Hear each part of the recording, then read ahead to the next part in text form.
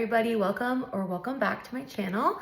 My name is Lex if you're new. I'm actually filming today on my iPhone. A little different for me, but I'm kind of liking it. I'm kind of vibing with the situation. It's actually my 32nd birthday today, so I'm about to make myself a little birthday matcha. You best believe I already did the morning Starbucks coffee situation. I'm not gonna vouch for Starbucks every time. However, I am going to get that free drink. You know what I mean? Like, I'll support local first if I can, and when I can. I'll make it at home because it's more cost effective, but that free drink, I'm gonna get it, and I'm gonna make it complicated, a complicated order, and expensive because, yeah. So admittedly, I didn't even finish it because it was large and kind of a lot. So we're gonna make a birthday matcha. Oh, dang it. I just realized I don't have ice, and I really wanted to make it iced. That is a predicament. Okay, so I found a small cup of ice. So let's do this thing. If I don't wanna dirty up unnecessary amounts of dishes, especially for like an afternoon matcha, I will just pretty much make it all in here, especially if it's iced. So I got this matcha. It was sent to me on TikTok, but I really do like it.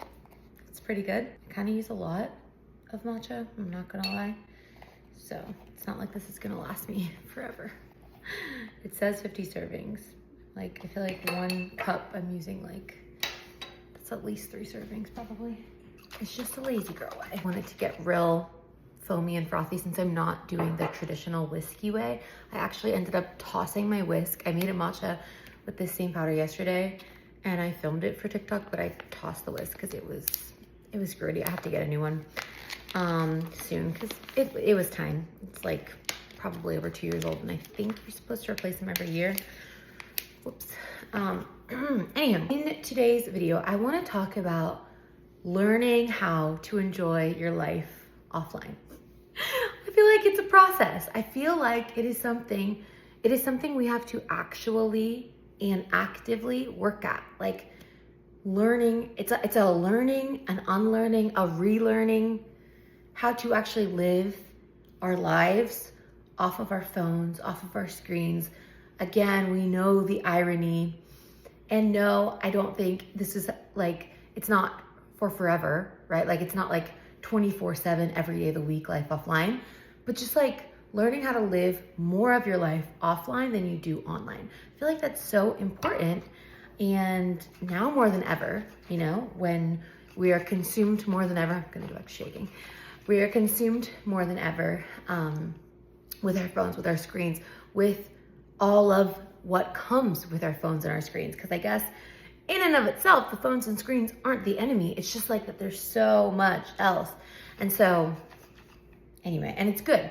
It's good. We should know, we should keep up, we should know, we should care about what's happening around us and not just in our own lives. Like, let that be so clear.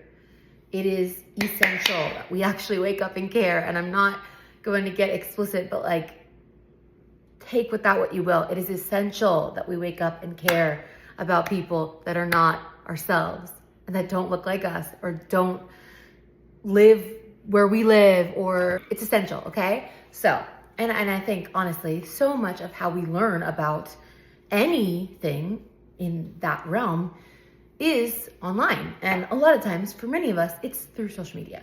Not that that's how we should be. Okay, the notifications are driving me up a wall. Anyway, okay. The point of saying all this, like, blah, blah, blah, blah, rewind. My point, life offline is glorious. Life offline is truly, it's delicious. It's delectable. It's addicting, way more addicting than life online. I feel like for a long time I was feeling like a pull, but I didn't really have much to replace my life online with. And so inevitably I just continued online, even though there was this like pull and tug and like heaviness, and like I didn't really want to, sorry for saying like a million times, like count how many times am I saying like, but truly I felt this desire not to be consumed. However, what I would come to learn later is that you can't just get offline magically and like get off your phone, get off social media magically. You absolutely have to, brand product placement, you have to replace your scrolling time with something else, with something better. That color looks good. I think I'm literally adding old Chick-fil-A ice. It's not that old, but it's not new. But I remember putting it in here for a day that I would need backup ice. So that's great. All right, cool. Let's see. Let's see. It's pretty good. First things first, when it comes to learning how to live and enjoy your life offline, I think that the most essential thing is having a hobby. Look through the videos on my page for hobby ideas. I will not include them here and now. But the second thought that I have with learning to live, to be continued. You're actually sleeping, so we can finish chatting to enjoy your life offline. I feel like replacement, having hobbies, things on deck that are easy, what do they call it? Low barrier to entry. Like, I feel like if it's too much to set up, and this is what I've learned and I'm learning, it's like if it's too much to set up, I will not do it. Likely you will not either. If you have to pull out a ton of supplies, if you have to find all of the things, you're less likely to just jump in. It's also kind of like an ADHD hack that I've learned, like keeping things, but it's a double-edged sword, because for me, I don't like visual clutter at all. It really bothers me. But at the same time, I do need visual cues, and I do need things to be visible.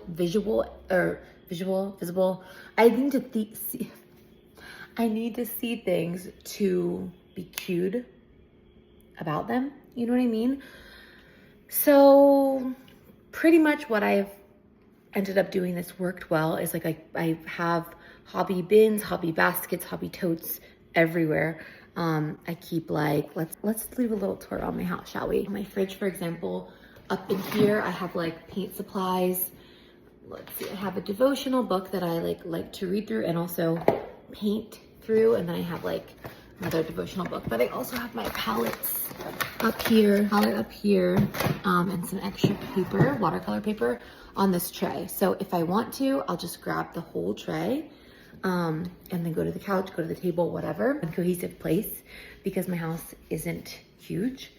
I would love one day to have like a craft room or something, but anyway, until then. So this is my kids' like homeschool cabinet, and it's kind of ever changing, to be so for real. It's kind of ever changing, but I do keep some of the storage space for myself. So like I'll keep my junk journal and some supplies here. And then I'll also like sometimes keep, like, for example, some things are double use for me. So it's like scissors, glue. They're using those things regardless. But, okay, another like idea or like example, my planner, for example, I wanted to keep it, I'm out of breath. I want/need to keep it out and open so that I actually use it, but I can't in good conscience leave it on my table for myself. Even though it's gorgeous, I feel like, number one, I'm like, my kids will grab it and it'll end up getting colored on or something. And I just really don't want that. I know some people don't mind that. I don't want that. Like obviously if it's like intentional or whatever, I have books that we can doodle in and color in together.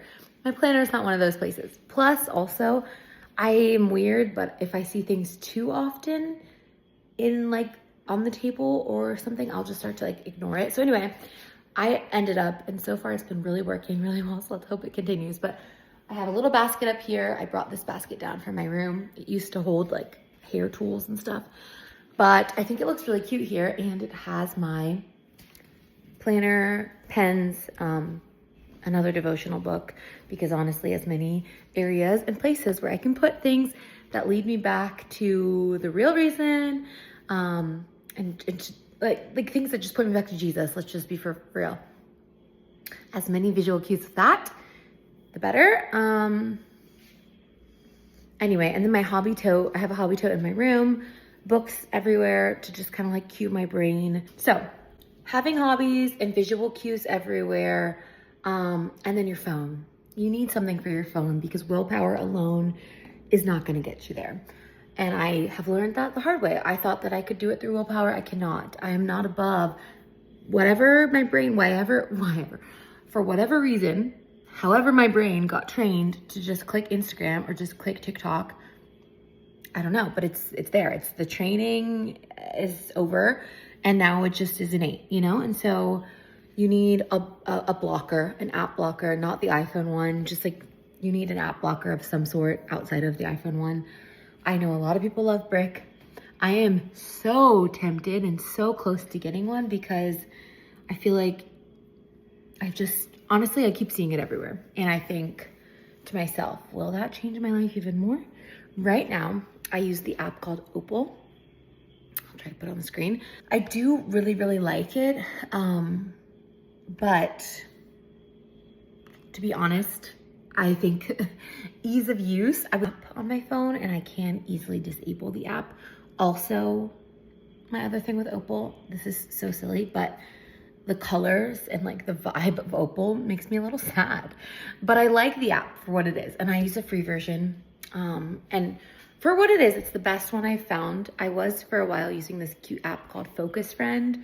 I still sometimes just for fun will put it on, but it kind of gives me the same vibe of a visual timer, which I do really love. This is another good, like, I mean, technically it's great for homeschool kids or school age kids, whatever. But for me also, it's a good ADHD tool, but also really good for just wanting to have stricter boundaries around what you're doing. Like, for example, I will use the visual timer. I'll set it for an hour for cleaning. You know, I'll tell or maybe not an hour with the kids, but like just set it up like that. And then it just literally is going. Or you set it for 30 minutes or whatever. Point is, with that, it's a really good visual representation. Okay.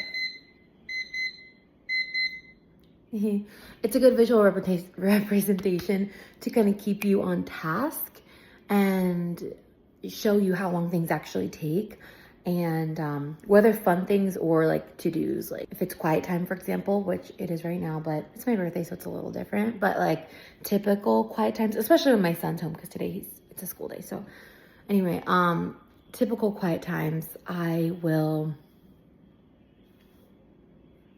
what am I saying? Oh, like he doesn't nap typically. So I'll set it for an hour for me, and I keep him, like he knows the rule is he's in his room for the hour. He can do Legos, blocks, whatever. And for that hour, I have the hour to do whatever I want to do, without feeling the need of like, I don't know, because I don't want to be on my phone, my computer too much around him. I mean, inevitably I am sometimes, but you know what I mean? Anyway, love a visual timer. Okay. Learning to enjoy your life offline. I think that it is a process. It takes time. It's not overnight, but slowly but surely, the more you get off your phone, slowly but surely, the more you come back into your life and come back into your present and own your day to day, the more you start to be like, wow, this is like a returning to childhood. I feel like, and I've said this before, when I got into hobbies, it felt like my childhood self, my inner child, if you will, but really my childhood self was returning. I felt like, what is this? Like the sky is blue, the grass is green, you know?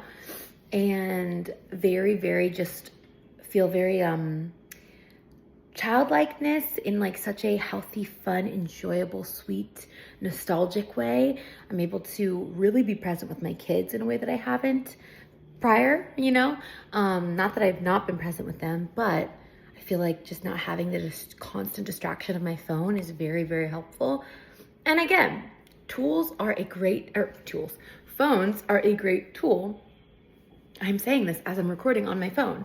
I have my camera, but technically I'm using my husband's camera and he has it right now, so I'm using my phone. But point is, like, technology, phones, computers, iPads, I have all of them, and they're all great for different things, but I just feel like we were never as a culture, as a society, as a people, we weren't really taught healthy boundaries around these things, and they were just given to us or we bought them or whatever, you know, but we have them now. And it's like, okay, how do we not let this take over our lives?